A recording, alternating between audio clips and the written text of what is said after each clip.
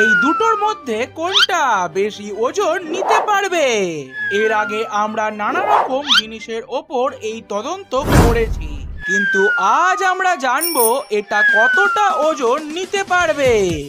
তো সবার আগে এতে হালকা ওজন দেওয়া যাক। তাহলে এই কাপ দিয়ে শুরু করা যাক।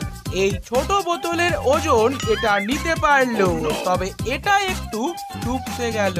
তবে এই গ্লাসটা কি এর ওজন নিতে পারবে? তবে এটাও এর ওজন নিতে পারলো।